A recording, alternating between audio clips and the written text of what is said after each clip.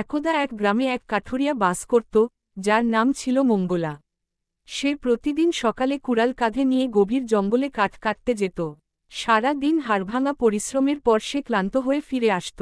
একদিন প্রচণ্ড গরমে মঙ্গলা কাঠ কাটতে কাটতে এতটাই তৃষ্ণার্ত হয়ে পড়ল যে তার গলা শুকিয়ে কাঠ হয়ে গেল। সে আশেপাশে জলের খোঁজ করতে লাগল, কিন্তু কোথাও জল পেল না। হতাশ হয়ে সে একটি গাছের নিচে বসে পড়ল। এমন সময় একটি ছোট্ট পাখি কিচিরমিচির করতে করতে তার সামনে এসে বসল।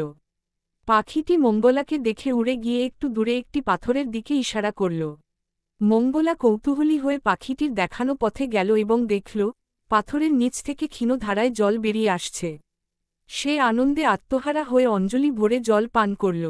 তার তৃষ্ণা মিটলে সে পাখিটির দিকে কৃতজ্ঞতার সাথে তাকাল।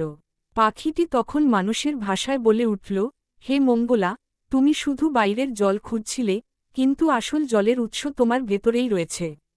তোমার ধৈর্য এবং বিশ্বাসই তোমাকে এই জলের কাছে নিয়ে এসেছে। জীবনের প্রতিটি সমস্যার সমাধান আমাদের নিজেদের ভেতরেই লুকানো থাকে, শুধু আমাদের তা খুঁজে বের করতে হয়।